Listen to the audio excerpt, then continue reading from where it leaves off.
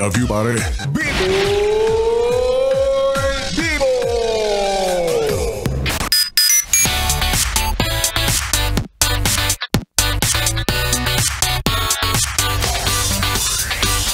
Yes, friend! Kasama mo na ang bibi mo sa radyo. DJ Biboy Bibo! Yes, friend! Kumusta ka naman sa huling biyernes ng taong ito? Oy! Malamang sa malamang karamihan sa inyo ay excited nang lisanin ng taong 2024. Kaya naman ngayong last Friday of the month or of the year, kamusta ka naman?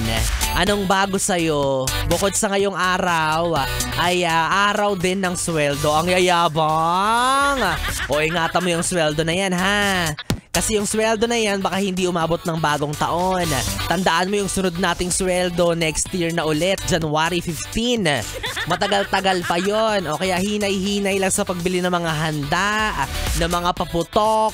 Diba? Ewan ko may mga yes friend tayong sadyang mga mayayaman no? Na kahit hindi naman kailangan ng isang bagay talagang binibili o hindi naman kaya kahit na yung bagay na yun na alam nilang mapupunta sa wala, talagang maglalaan sila ng pera para doon. Halimbawa, yan yung paputok.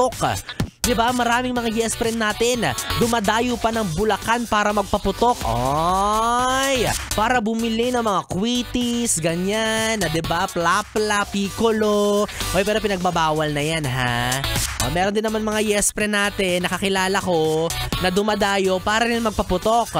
Pero, hindi na binibili. Nililigaw.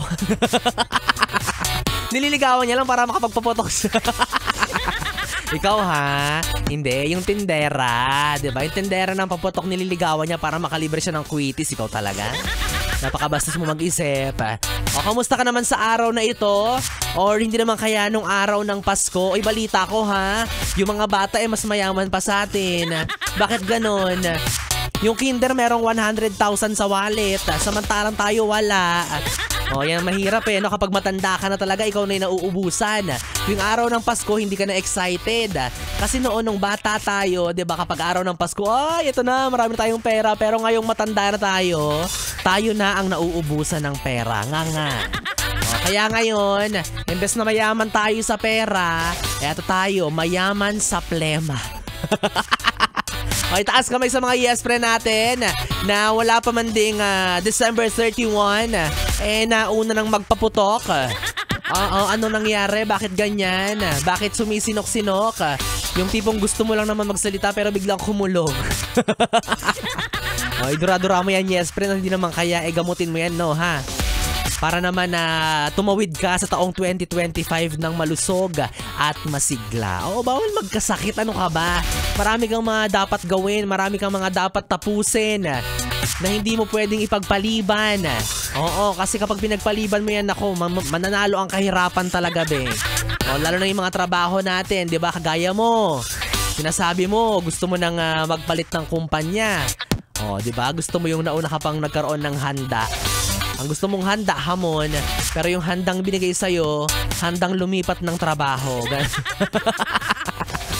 Guys, well anyways mga yes friend, kapiling nyo na nga ako, DJ Biboy Bibo, ang DJ na single, ready to mingle, basta walang label. Pwede mo akong makatabi hanggang mamayang alas 12 para sa ating BB Time. Dito pa rin sa 101.1 Yes FM Solid.